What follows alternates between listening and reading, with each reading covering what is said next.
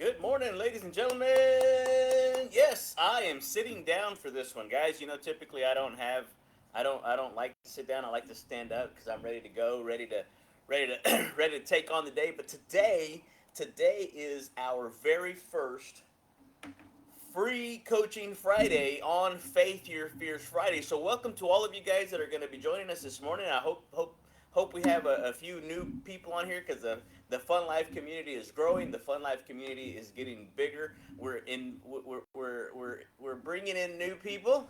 Some of these are from pretty far away, but if you're in the Tyler, East Texas area, I invite you to plug in, go right away with it. Hey, so those of you that are new, Faith Your Fears Friday started um, right around the pandemic, where we were trying to help and encourage people to increase their faith.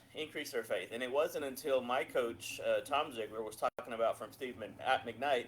He had said something to the point of that the best way to mitigate risk is to increase your skill. What I heard, this is what I heard. I heard um, the best way to lower your fear, the best way to mitigate your fear, was to increase your faith. And so on Faith Your Fears Friday, we typically deal with limiting beliefs and those belief systems that no longer serve us. And we just got done doing the Magic of Thinking Big by Dr. David Schwartz. And so what happened was there was a lot of magic, right? And I've said it on the video, I said it on the recordings. I personally do not believe in magic. I do, however, believe that there's magic in believing. And so today we're going to be covering and unlocking the magic of disbelief. And so, have you guys ever noticed? I mean, if you think about it, have you ever noticed how the mind has a way of returning us to what we put into it? Anybody there? Seriously, think about it. When when we harbor when we harbor disbelief and negativity, we actually end up attracting more of the same into our lives. But hey, guess what? Fear not. I love what somebody said. They said that did you know that the Bible has 366 times in the Bible it says to fear not? One for every single day, including a leap year, which happens to be this year. 2024 is a leap year, and you know what? That's not true. That's not true. That's been squashed. There's a lot of times in the Bible that the Bible says, "Fear not." Right? Fear not. Don't fear. And when we think about that, guys, what's happening is this. It actually has it a lot more times than that. But it says with the right mindset and faith, we can break free from the cycle and open ourselves to the abundance that awaits. I don't have my water bottle with me, but on that water bottle, it's got the right there in big letters in the front, abundance. And when we did the entrepreneurs workshop for the Literacy Council of Tyler for the Spanish entrepreneurs that are growing and starting their business here in the Tyler community, we let them know that if they open up their mind, they can actually implement the mindset of abundance and not scarcity, right? A growth mindset, not a fixed mindset. And so when we start to look at overcoming the negative mindsets, here's your challenge, right? Here's going to be your challenge that you're going to have to overcome is you're going to have to challenge your thoughts, because it all starts with the thoughts. And so we have to recognize when those negative thoughts arise and challenge their validity, right? You're going to have to reframe them into a positive affirmation or a positive belief. Because here's the thing, guys, your mind, like the ground, does not differentiate between a good or a bad thought. The ground doesn't differentiate between a good or bad seed. It takes the bad seed, nightshade, poison ivy, whatever it is, and it's just going to grow back to you in wonderful abundance, whatever it is that you put into the ground. Now, if you plant watermelon and cantaloupe and a lot of that good stuff, it's going to return to you what you plant. And the mind is the exact same way. So challenge your thoughts. Start to challenge the way you think about things. Because here's the deal. When you start to think about that and you may not have control over the first thought. Sometimes you ever get those thoughts that just pop into your head that you ask yourself, where did that come from? What? You may not have control over that thought, but you have control over the second one. You do. You don't believe me, but and here's the next one. Practice gratitude. Again, practicing gratitude is one of those things where we start to cultivate a mindset of gratitude by focusing on the blessing in our lives, and a lot of times it's right in front of us and we don't even see it, guys. We don't. And so when you start to focus on those things, even if it's a small, I don't care how small that blessing is, it's something. And so gratitude shifts your perspective and attracts more positivity. And then the last one right here, again, I've said this before and I'm going to keep saying it again. Surround yourself with positivity. Surround yourself, put yourself in a positive environment that's conducive to growth, that's conducive to help you become a better person. And so when you surround yourself with these uplifting influences, right, the supportive people and inspiring content, what's happening, guys, is that you're choosing to fill your mind with positivity and watch, and you're going to be able to realize that it's going to flourish. Hang on, I think somebody's oh, nope, nope, never mind. So anyway, guys, now if we need some Bible scripture, right? It is Faith Your Fears Friday of all things. So if we need some scripture, here we go. Right, Philippians 4:13. You got to know this one. Surely you got to know this one, right? It says, "I, you, we, us, we can do. I can do all things through Christ, who strengthens us." And I love what Fred Smith, one of Mr. Ziegler's mentors, said, that God doesn't give us the strength to overcome. He gives us the strength while we overcome. That means you're doing it. That means you're taking action. So all of a sudden, that's kind of what's happening, right, in your life. And so that is what we're doing. Now, you guys know this is one of my favorite right here.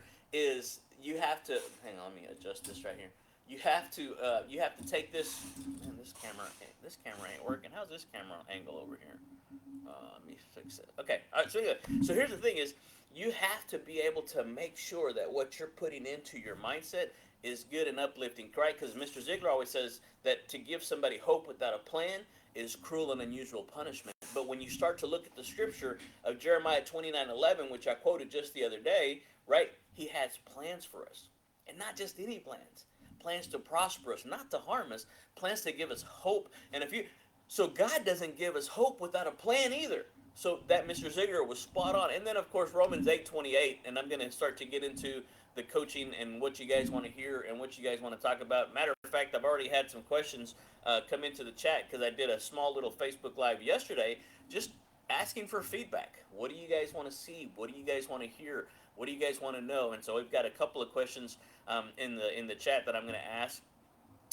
One of them didn't want to be say their name, which I won't, but I'll talk about Miss Peggy. Miss Peggy Rigg was like, yeah, I want to know this.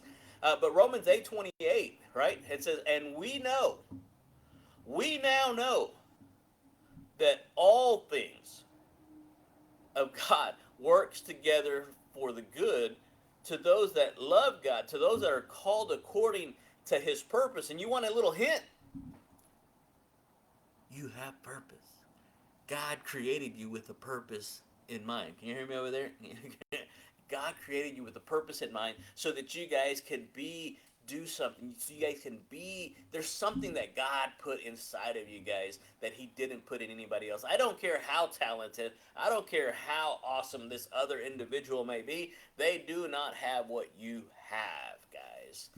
And so remember, with faith, here's what I love about faith. With faith, even as small as the grain of a mustard seed, mountains can be moved. Believe in yourself, guys. Trust in God's plan for your life and open your heart to the miracles that await. And so today, guys, let's just embrace the magic of belief and not the magic of disbelief, because you get to choose, right? That's what this whole thing about. The camera angle is a little different because I wanted to sit down for this one.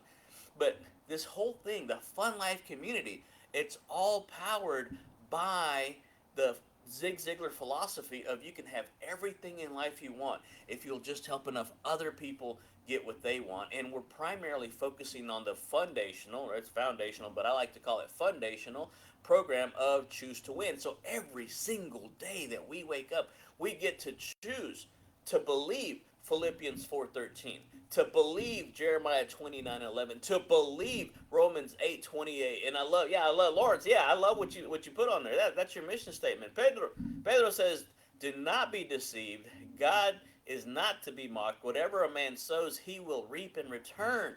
Guys, what are you put whatever you put out and whatever you put out into the universe, whatever you put out into the world, returns to you. I love the story that Mr. Ziegler said about a little boy that lived up along a canyon, and he was mad or something. I can't remember exactly the story, but he went out into the canyon and he yelled out, "I hate you!" And then the canyon, because of how it echoes, returned it back to him. "I hate you! I hate you! I hate you!"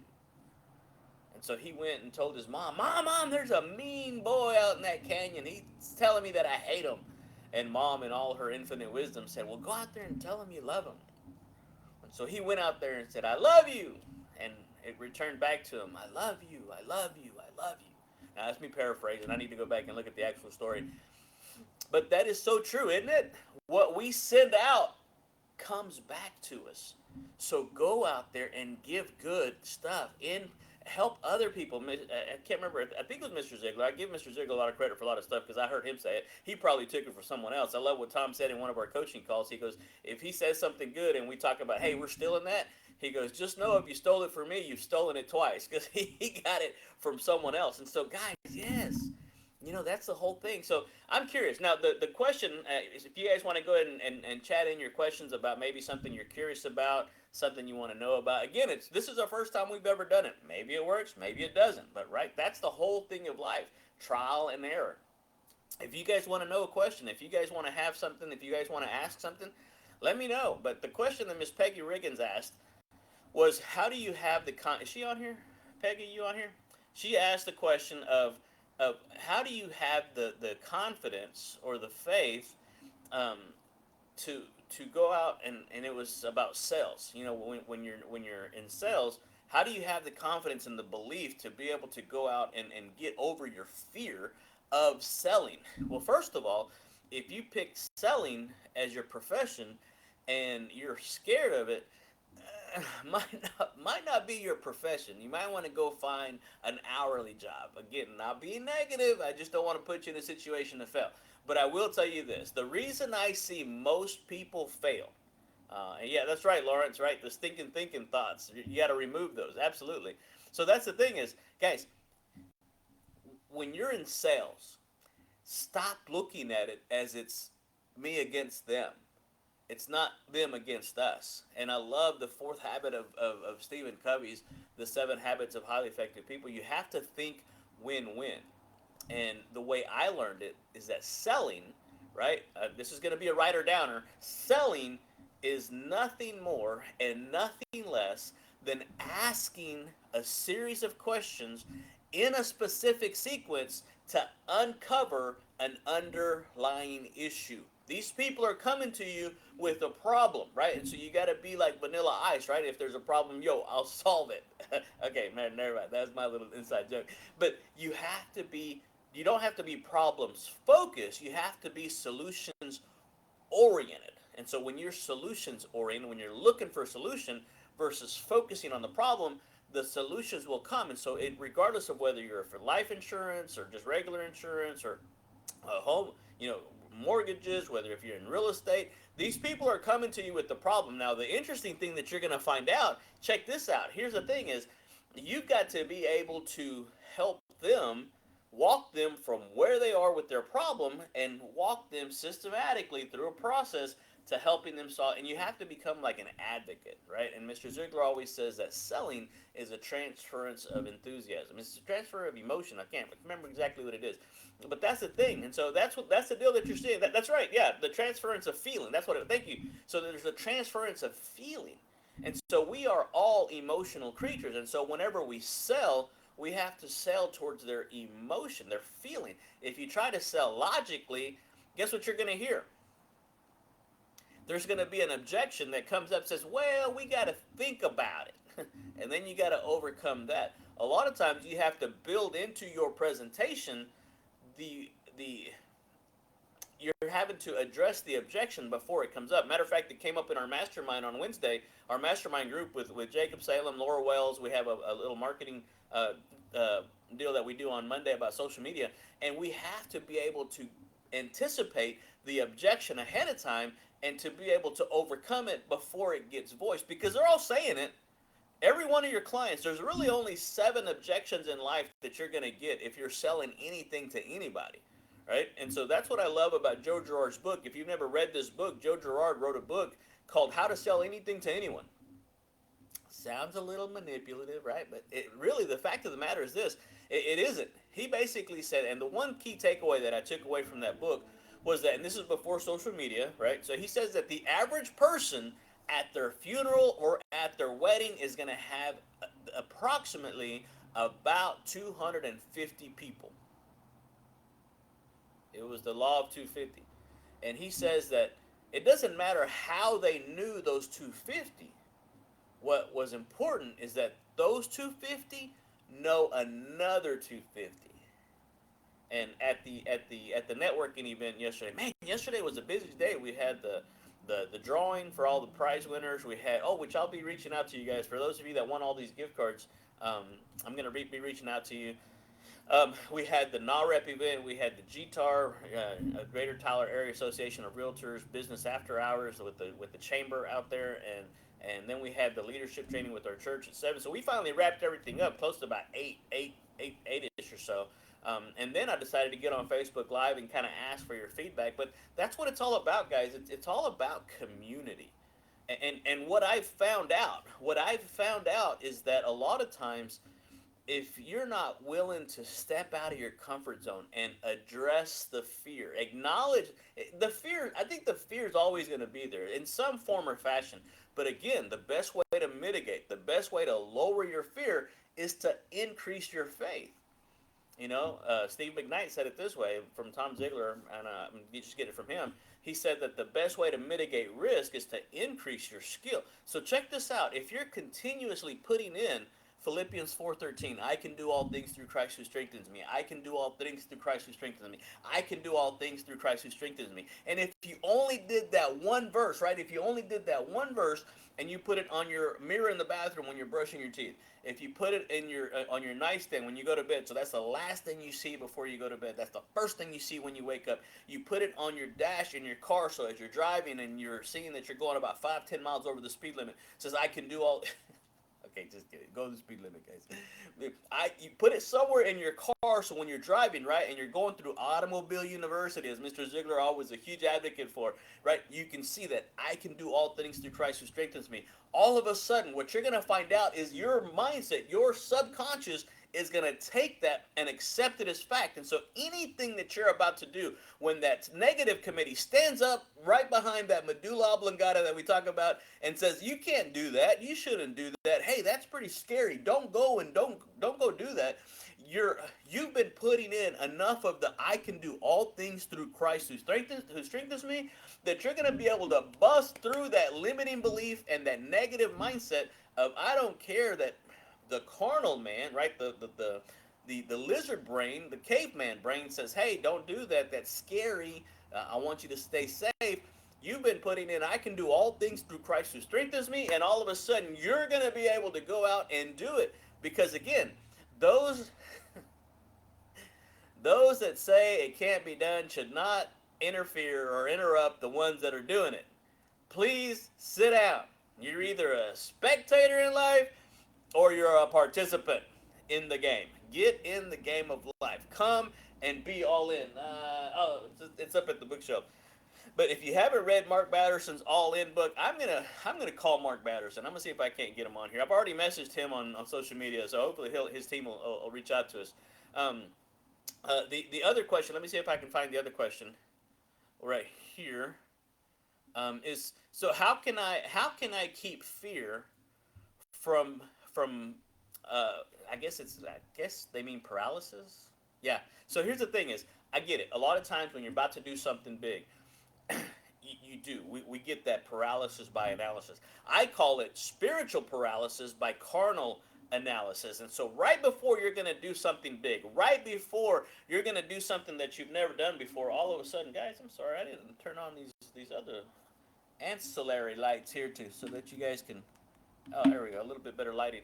So here's the thing, guys. You're going to be able to put in the good, the clean, the pure. So even whenever that fear creeps up and it stops you from moving forward, all of a sudden you're going to have the ability, you're going to have the faith, you're going to have the courage to be able to step out, and it doesn't matter what the negative committee says. It doesn't matter what the people around you say. It doesn't matter, right? Any of that stuff. What's happening is that you guys are going out there and you're doing it.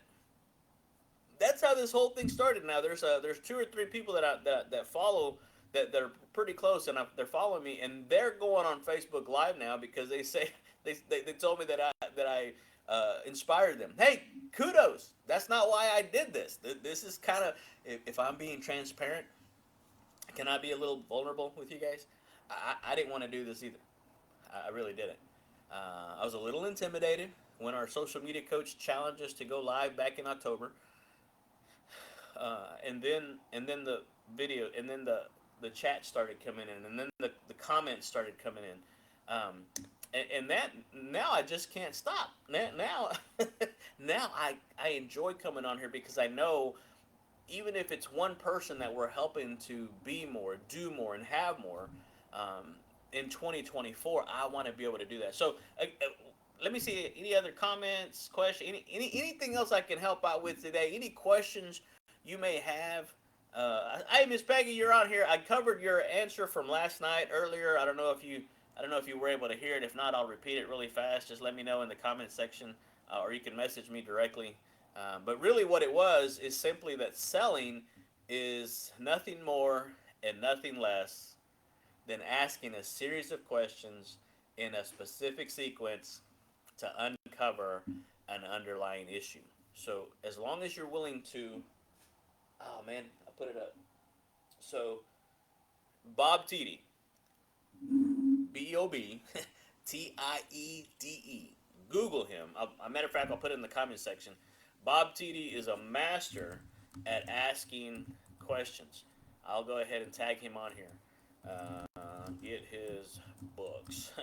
So I'll put that in the comment section so you guys can find him. And so here's the thing is, he said that the leader of the past was going to be able to sell, right, or to tell. The leader of the future is going to be able to ask. And so the quality of your conversations are only limited by the quality of your questions. Ask better questions, have better conversations, more deep. That's all I do, guys. When I coach, when I help people, all I'm doing, the only thing I'm doing is I'm helping them to open up their thinking, open up their creative brain to make sure that they're able to come up with their own solution. Because if I say it, if I give them the solution, it could be doubted. And if they try it and it doesn't work, But if I can help you together come up with the solution, then if you find a way, I love what Dale Carnegie says, people rarely succeed at anything unless they have fun doing so. And that's part of why I call my community the Fun Life community, because we're going to have fun, but we're also going to make a lot of money. And Mr. Ziegler said that money is not the most important thing, but it ranks right up there with oxygen, guys. So anyway, if I don't have any more questions, we'll go ahead and wrap. We went up a little, we definitely went over our 15-minute mark that we typically go on here. But guys, if you have any questions, let me kind of run through the comment section really fast to make sure I didn't miss anybody. Thank you guys for joining me live. I appreciate you guys that are going to be watching this on the replay later on. Yeah, Lawrence, Pedro, Peggy, appreciate you guys. All right, guys, I think that's it for now. Hey, pretty good. I thought, it's a first. It's a first. We haven't really done this before, but that's how we learn, right? Through trial and error. So today, I'm just curious, what is something that you are scared to do? What is something that you have a little bit of limiting belief over whether you can or can't do it?